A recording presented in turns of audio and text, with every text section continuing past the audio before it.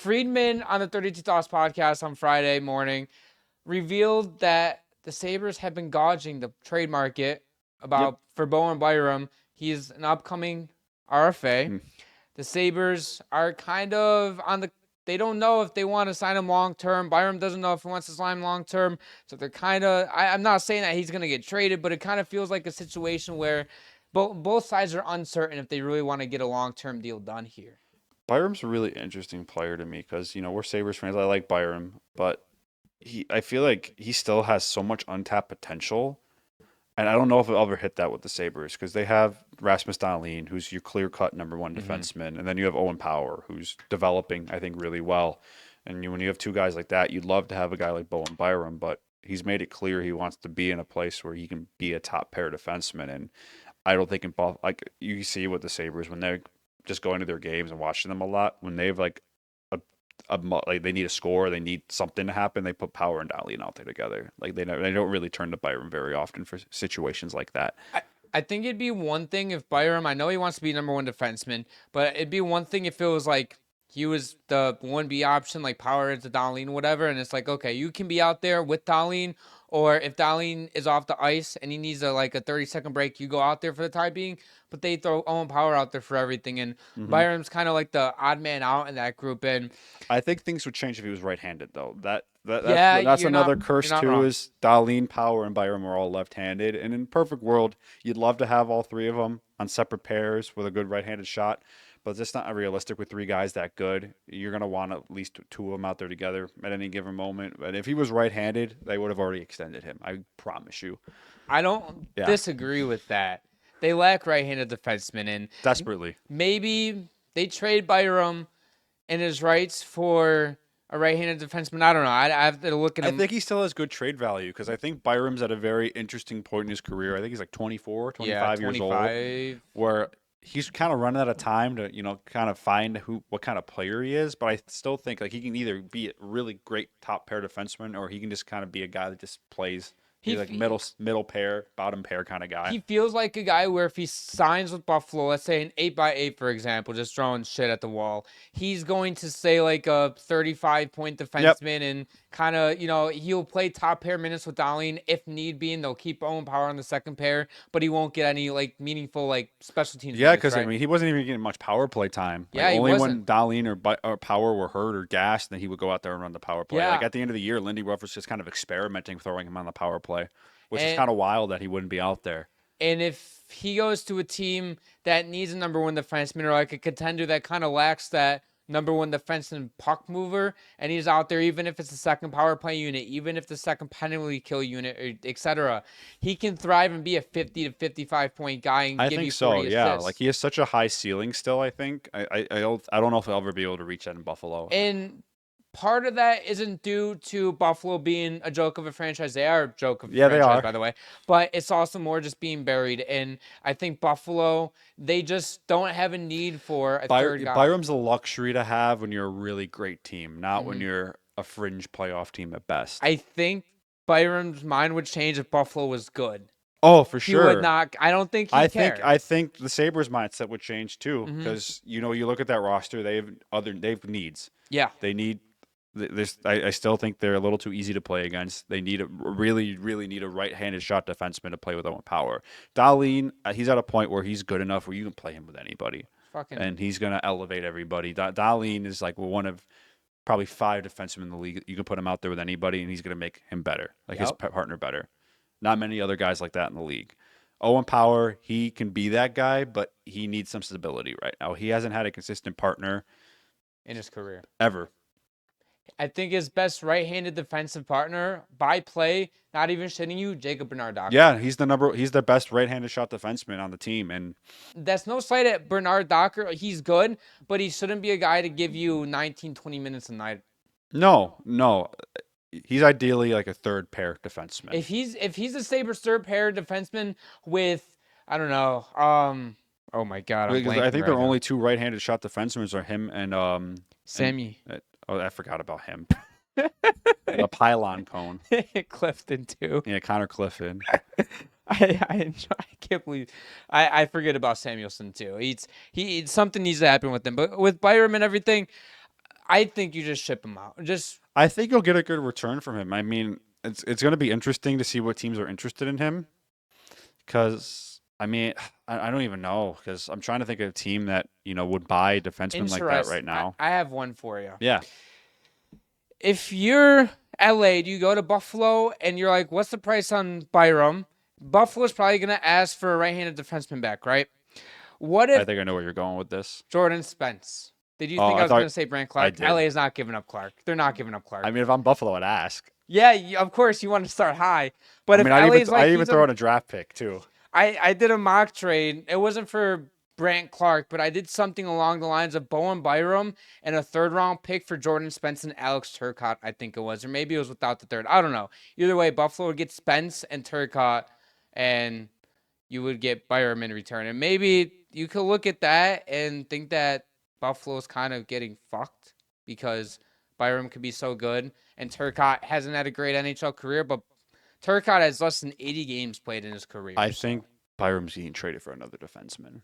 I think it'll be a right-handed defenseman, in fact. I mean, I'm the Sabres. I would call LA and say for Byram in a second for Brant Clark. I fucking do that, dude. I think both teams would do that. Brant Clark was apparently available at the deadline. Yeah, I mean, they have some new leadership now running the helm, so maybe that changes their perspective on things.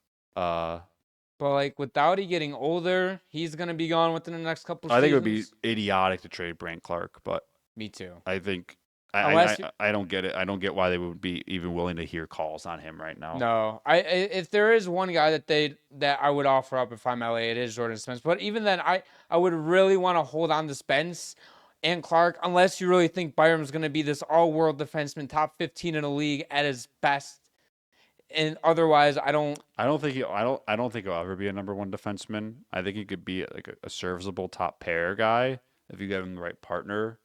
But I think it's right now. I think just he had that. It was like that when he got traded to the Sabres, where he had that opportunity to either blossom or kind of stay where he was, and he kind of stayed where he was.